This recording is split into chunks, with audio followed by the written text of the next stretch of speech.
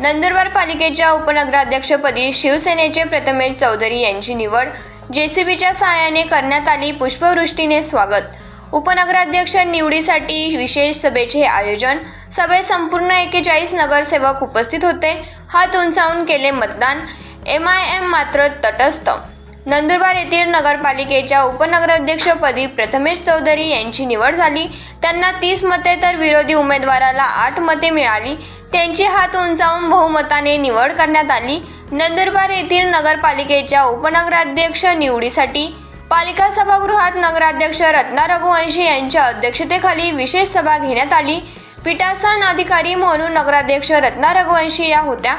उपनगराध्यक्ष पदासाठी सत्ताधारी शिवसेनेतर्फे प्रथमेश शिरीष चौधरी यांनी सुरुवातीला उमेदवारी अर्ज दाखल केला, तर विरोधी गटामार्फत भारतीय जनता पार्टीचे नीता सतीश मराठे यांनी उमेदवारी अर्ज दाखल केला. उपनगराध्यक्ष पदासाठी 2 उमेदवार असल्याने निवडणूक घेण्यात आली. त्यात हात उंचावून मतदान करण्यात आले. त्यात प्रथमेश चौधरी यांना 30 मते तर नीता मराठे यांना 8 मते मिळाल्याने प्रथमेश चौधरी यांना विजयी घोषित करण्यात आले. यावेळी नगराध्यक्ष रत्ना रघुवंशी यांनी देखील मतदान केले. तसेच MIMचे सदस्य मात्र तटस्थ राहिले.